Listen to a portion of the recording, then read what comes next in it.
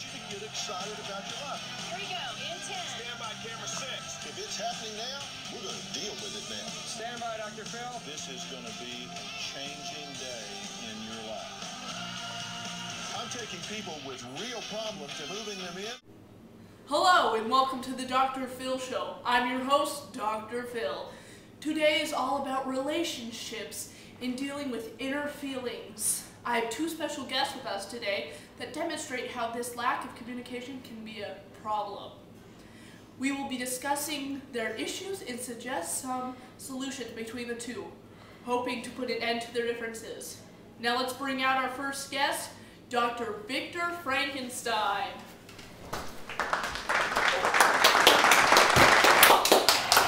Hello, Dr. Phil. It's good to be here today. Have a seat. Nuts? Why, thank you, kind sir.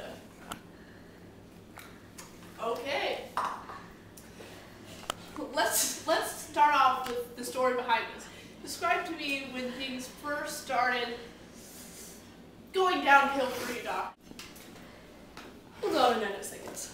Okay. I am thirsty, and I'm quite the neat freak.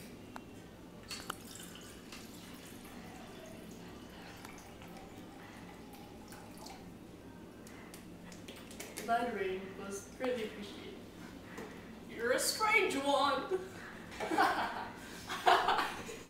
Okay, so how about that story? Well, I created a monster, which at first seemed like a good idea, but then it was repulsing and awful. Interesting. That's unfortunate. What first went on in the situation of seeing your monster for the first time? Oh God, it was terrifying. I first saw it when it was dark and at night.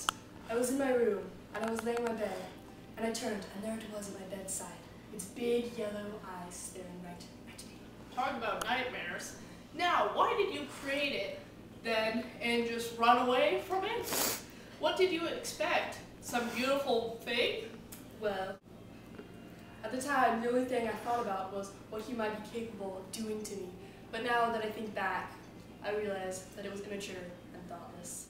Did you think about how your monster would feel or think? Were there any thoughts going through your head at the time? I honestly didn't think how he'd have too many emotions, but then I realized now he probably was lonely and scared. However, I think I was more concerned with my own life and running away from the monster rather than seeing if he needed help. Now there is where you first took a wrong move, avoiding communication with your creation. Okay, I think I understand.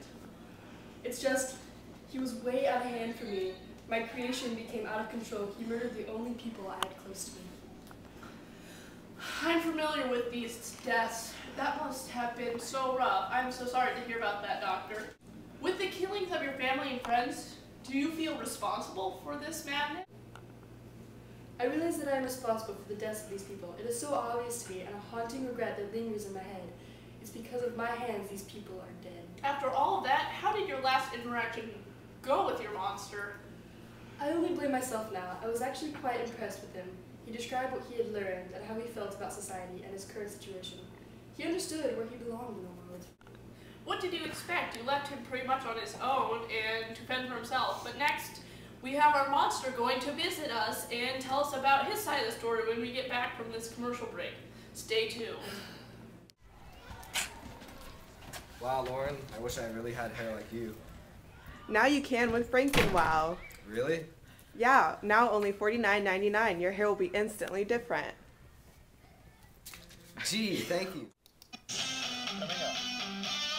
Why, hello there, and welcome back to the show. We've heard from Dr. Frankenstein's thoughts, but as everyone should know, there is always another side to the story. In this case, I'm pleased to bring out the monster.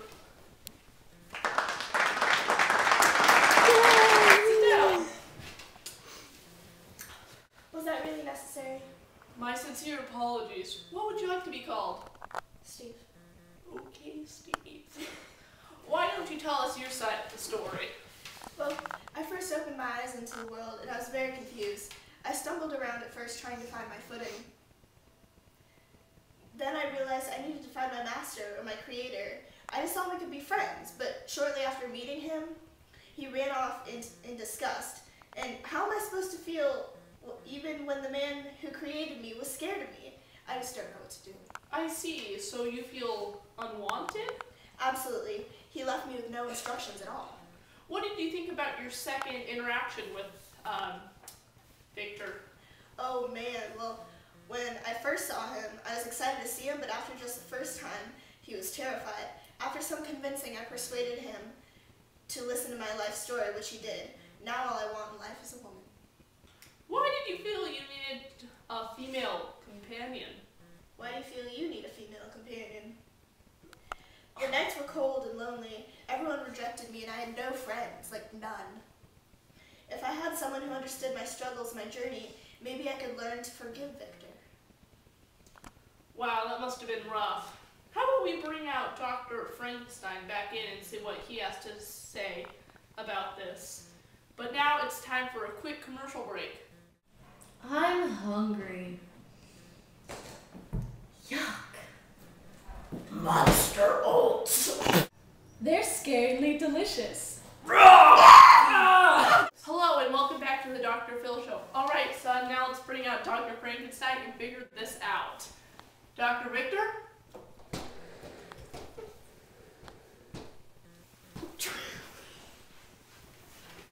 Are you two ready to work out your differences? Yes. Good, because this ain't my first rodeo. Victor, is there anything you'd like to say to Steve? Steve, really? I think it's quite superior. Whatever. You murderer! What else was I supposed to do? I didn't know any better. And it was out of defense. You just left me all alone. Now, you two need to work these frustrations, not argue. Anger is nothing more than an outward expression of hurt, fear, and frustration. Victor, is there anything you think you should say to Steve? Positive? Oh, I knew I had enough when you actually killed my fiancée, Elizabeth. I knew I couldn't forgive you because you murdered her on my wedding night. I had every right to kill Elizabeth. It didn't even compare to what you did to me. Well, first you ruined my life when I was merely exploring your house. You freaked out and ran away. I felt sad then. Well, first of all, I guess I should apologize. I'm sorry for abandoning you, and all of this. All these deaths, they're my fault. Well, Victor, sometimes you make the right decision. Sometimes the decision is right. It's all about what you learn from it. He's right. I accept your apology.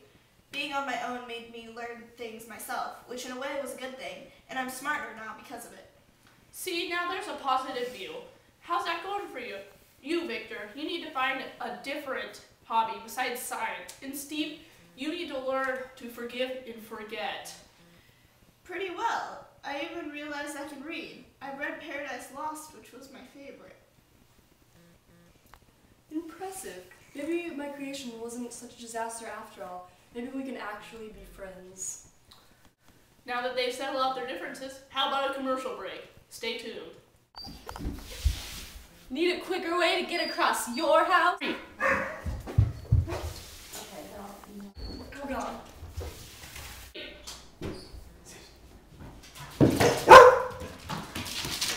We just solved the case between our Dr. Victor and his monster Steve. We could all learn a lesson from this show. This teaches us that everyone makes an evil, well, not everyone should make an evil monster, but we should be kind to everyone, even if they, forgiveness, that's important. I guess that's the important part of the show.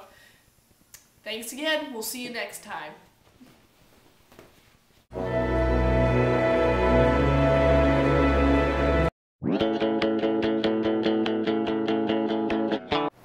I'm hungry. Yuck.